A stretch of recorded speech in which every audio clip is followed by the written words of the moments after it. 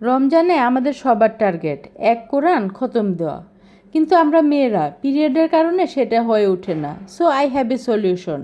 আসসালামু আলাইকুম। আমাদের সবার টার্গেট রমজানে কোরআন খতম দেওয়ার, কিন্তু পিরিয়ডের কারণে আমরা মেয়েরা অনেক সময় সেটা পারি না। আচ্ছা, আমরা তো 5 ওয়াক্ত নামাজ পড়ি, তাই না? একটা কোরআনে এবারে 611 থেকে 12 পেজ থাকে।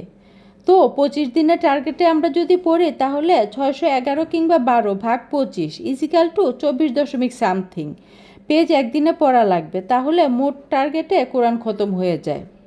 ওয়েট, অনেক বেশি লাগতেছে? আসলেই না।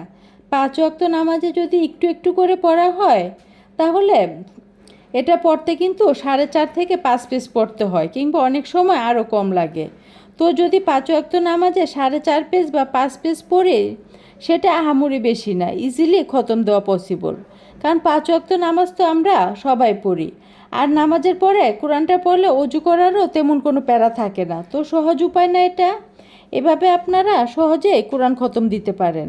আর কেউ যদি আরও আগে কোরআন খতম দিতে চান, তবে সে অনুযায়ী হিসাব করে আরও তাড়াতাড়ি এবং আরও সুন্দরভাবে হয়ে যায়।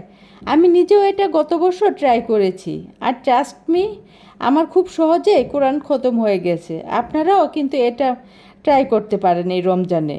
আল্লাহ হাফেজ, সবাই ভালো থাকবেন।